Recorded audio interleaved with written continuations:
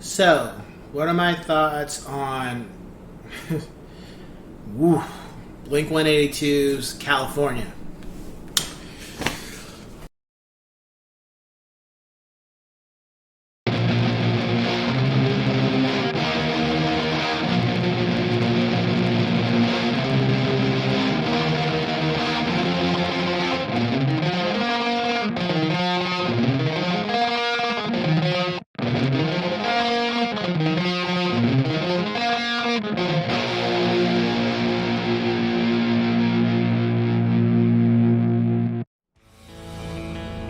What's going on, ladies and gents? It's Cyberline coming back to you with another album review for Blink-182.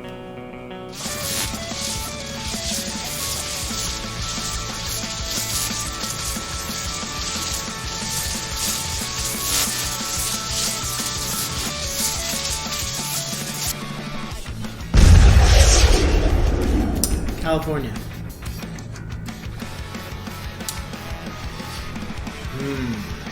Where did we get? Well, pretty much leading up to this, Tom left the band again. Or, you know, the first time was he left. The second time it was kind of like, it's like Mark and Travis fired him, or he quit on his own, or it was a lot more confusing this time around. But the one thing that did catch my attention was that when Travis said the problems that happened this time were the same issues that happened the first time. And also, Travis felt like Tom was being ungrateful. Mark kind of felt wasn't really talkative this time around as he was the first time. I think Mark kind of made his peace with the situation. I think Mark was just like, I can't do this anymore. Like, I want to make music as Blink-182, but I think he was just like, look, Tom, you don't want to do it, then just, go do your thing and let us continue with the band because, we have a legacy and we have fans that want to see us perform. And if you don't want to do this, that's fine. Go do what makes you happy. I think Mark at this point wasn't mad with Tom anymore. I don't even think he was disappointed. I think he just understood that what they had, what Tom and Mark had was just, it wasn't there anymore. Like, they're friends. I do believe they're still friends, but I don't think they're just like, that bond isn't like what it was post self-title and really Neighborhoods to an extent. I think, looking back on it now, even with 9-2 when I get to that review, I honestly believe Tom can say whatever he wants, but the reality is Tom doesn't want to play punk rock.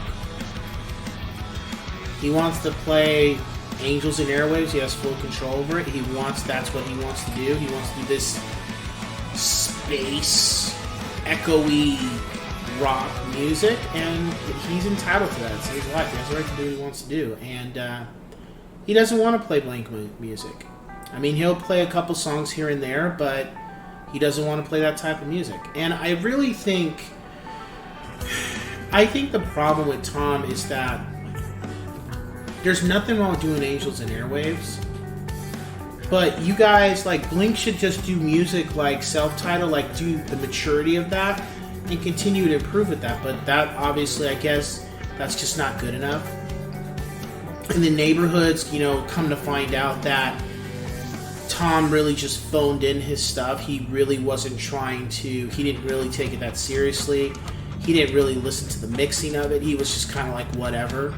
And when Travis mentioned that finally, way later, that told me, and especially with how Tom was performing that time, I think Tom just was doing it for the money. I think the only reason why Tom did the tour and stuff is because for you Angel and Airwaves fans, I'm sorry, but this is reality. Angels and Airwaves is not that good. The albums are okay if you like it, but they're not a bigger band than Blink. They never will be. Blink draws numbers. And I think Tom knew that. That's why one of the reasons why he went back to doing it was so he could get, fill up his bank account again. Because,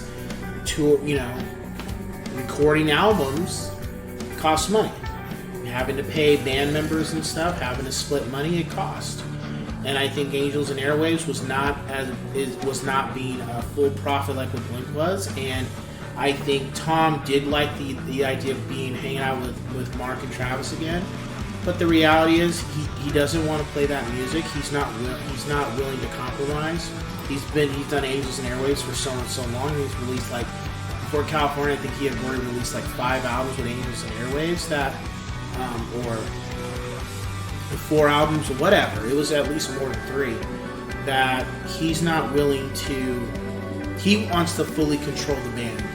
Whatever band he's in, he wants that full control. He doesn't want to share any ideas. He doesn't want to.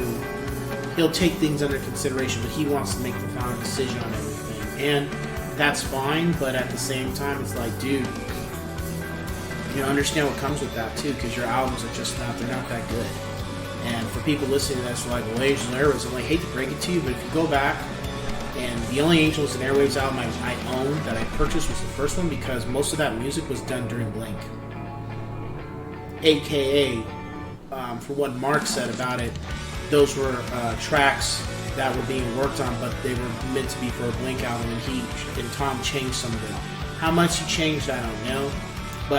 And I felt that way when I listened to it. I felt like some of those songs could have been Blink songs, but that's in the past. So Tom, quit or whatever, kicked out. Whatever. So moving forward, Mark and Travis, they have this tour that they need to do, that they were contracted to do, and they call up Matt Skiba, because Matt Skiba, they're really good friends with, and they always liked Alkaline Trio, and Matt Skiba ends up performing with them. The fans love it, and Matt Skiba did a hell of a job. He did great singing those songs up there, the songs that Tom sings, because Tom was just singing awful. Like, it was almost like he was purposely just saying, fuck these songs, fuck this band, I don't care. You guys want to see a Blink show? I'll give you one. I'm going to make this look like a mockery. I'm going to mock this music. And I'm just going to play shitty. And you guys are just going to pay to see me play shitty and not take it seriously. And some fans will be like, that's not true. But I'm like, look, man, I play guitar. And I know Tom said he's not trying to be the greatest guitar. But come on, dude. Like, the way you're wailing these songs, that's not how they sounded. And they don't have to fully sound like the album.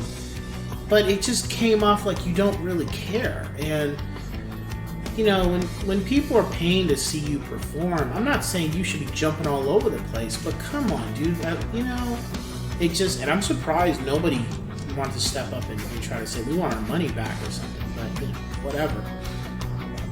So, Matt comes in, he does a great job, and, they say, Mark and Travis say they're going to get into the studio and write some stuff, and they did. Came out with this album, and everybody was kind of like, from what I recall, I didn't feel that Matt would be bad or good. I was just like, let's just see what happens, because at this point I was just like, I was kind of like whatever with Tom. I think Tom is important to Blink, but I don't want to listen to a guy who don't give a shit. If he don't give a shit about what he's doing, then go do Angels and Airwaves. I don't give a shit about Angels and Airwaves, so you have fans that do, go perform for them or whatever you want to do. But with Blink, I was just like, if you don't care about it, then don't do it. Go do something else, and that's okay. I'd rather listen to somebody who gives a shit about the material or tries to. So I remember seeing clips from this album, and I remember the one song that got my attention was when Matt was singing. He was singing the chorus for Cynical, and I was like, I think this is going to be good. I didn't hear any music behind it, I just heard him sing, and I was like, I think this is going to be good. I think this is going to be good. And then all of a sudden the single appeared, Bored to Death, and I remember I was leaving work, and I was driving, and I played it, and I was just like, it gave me a better feeling than Up All Night when it came out. And I was just like, this sounds refreshing, and it sounds like I think this is going to be a good album. And nothing else came out. I think No Future,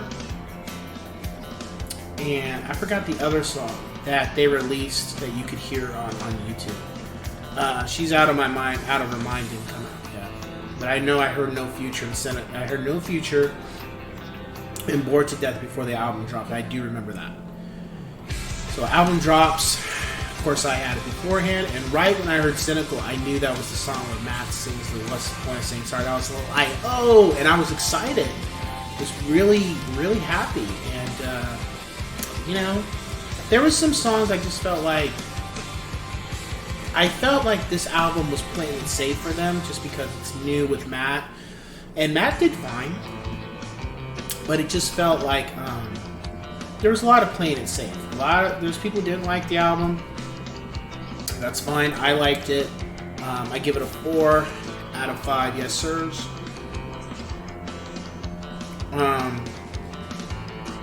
Actually, I give it 4.5 out of 5 yes sirs.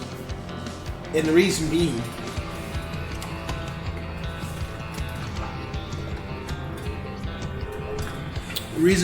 is because the rest of the tracks that were recorded for but weren't released live. I feel there's 2 albums. There's the original version and then the deluxe, and I felt the deluxe made the album better. I'm not going to say listen to this album if you like the other stuff. I can't say that because the guitar playing is different. The vocal, I mean, it's Matt Skiba's voice and it's not Tom DeLonge. I would just say, you know, if you like Blink, then just give it a shot. You could like it, you could not. I like it. I still listen to it.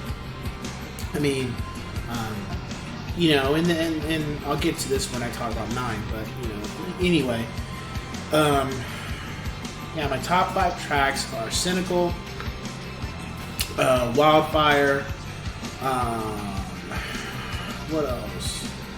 Don't Mean Anything. Yeah, so Cynical, Wildfire, Don't Mean Anything, Last Train Home.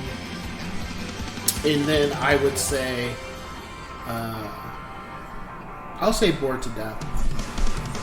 Because Bored to Death was a signal, it signaled a change in Blink for the better, I think. And that the band,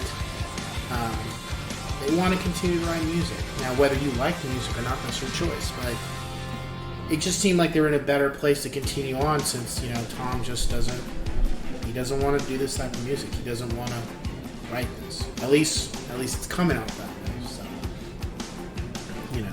But anyway, let's cue the music.